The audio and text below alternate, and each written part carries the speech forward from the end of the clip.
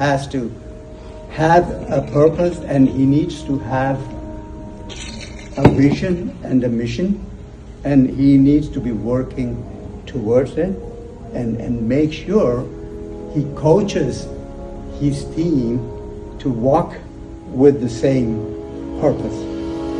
And it's very hard to manage people because people would go all over the places. But a good leader can keep his team focused. They're all working towards the goal, but they're all working together. And the leader is also going to be working with the team. And leader is always staying in the back. A true leader is always staying in the back, and he's letting his people do the job, motivate them, mentor them, because the people should be credited. The leader should not be getting credited. The leader is a leader, right? But who's actually doing the job?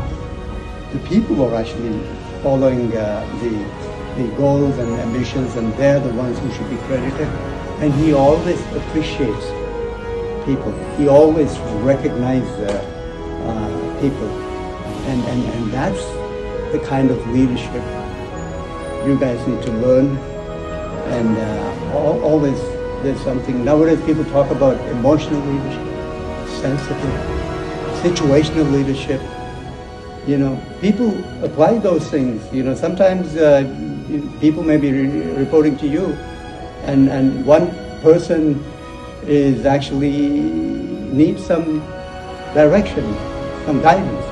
If you don't give him guidance, then where is he going to go? If he doesn't know the objective, where is he going to go? So as a leader, the leader would walk him until he understands the purpose, and then he's going to leave him on his own.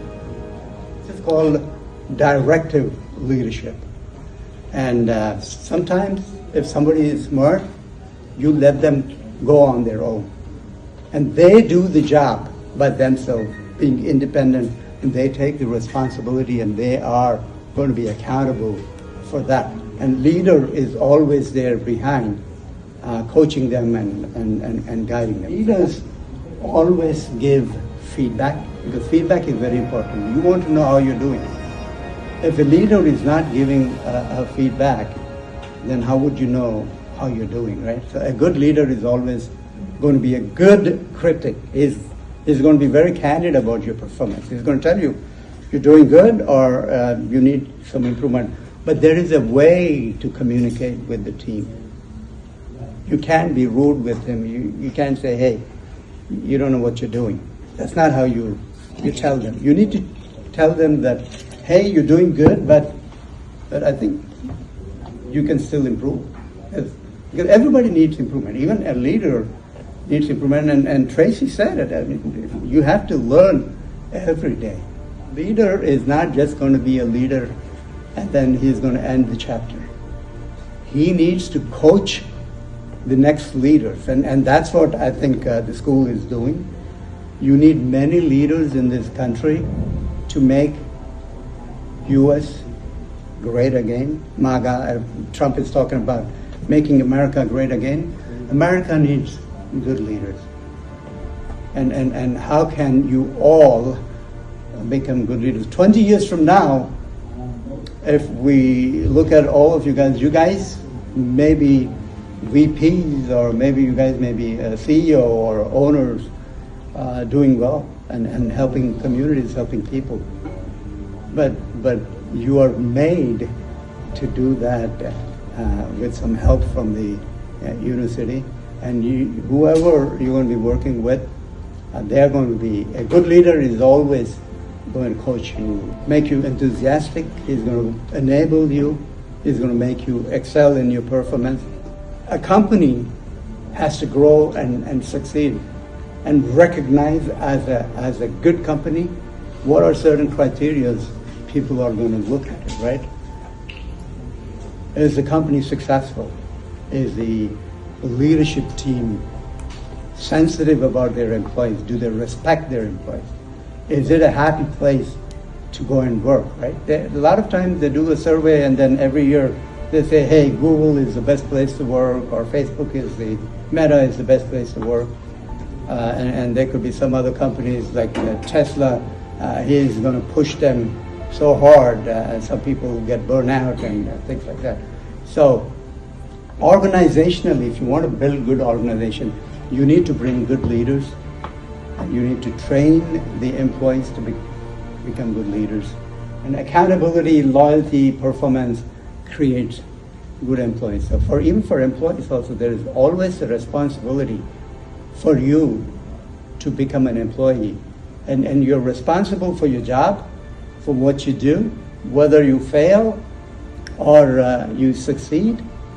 You are accountable for that. If you succeed, they're going to reward you, they're going to appraise you, they're going to increase your salaries and all. But if you fail, a true leader is not going to punish you for that.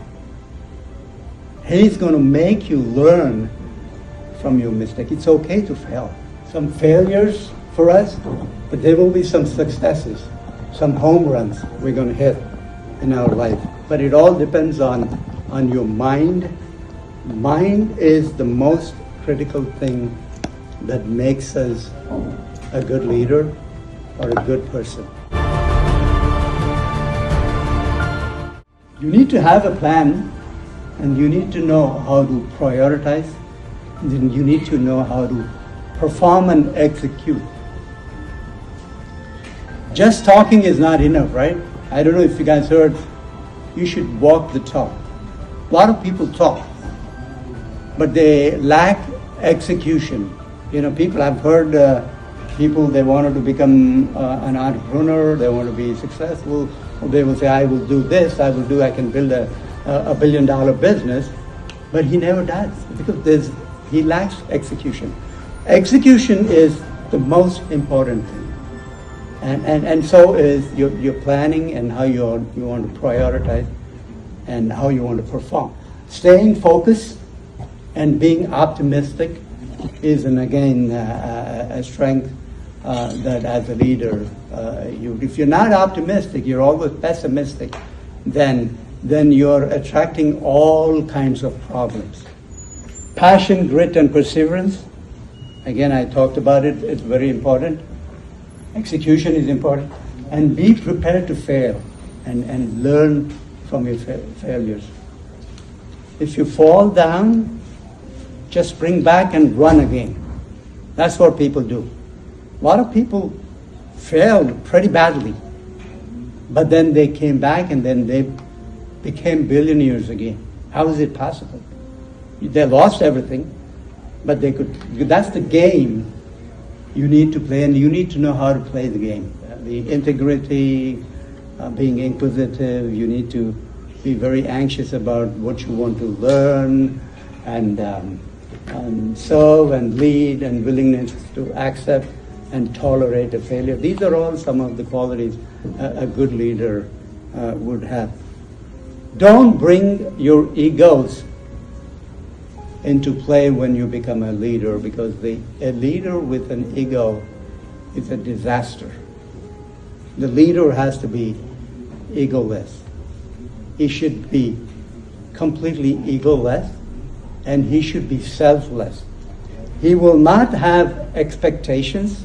He would accept the performance, but then he will take the accountability and responsibility if the team is not performing, and he will make sure, try different ways to get the team perform and succeed. The same thing happens in football. The coach is standing out, and then he's strategizing with the team in how to move the ball towards the goal. They do everything behind the curtains. They're not going to be ahead in the game. Okay? I hope you guys learned something from what I shared. So I'm going to wish you all the best. Okay, do well in your college, do well in your careers, pick the right careers, and do well wherever you go. Always believe in creating value. Thank you very much, guys.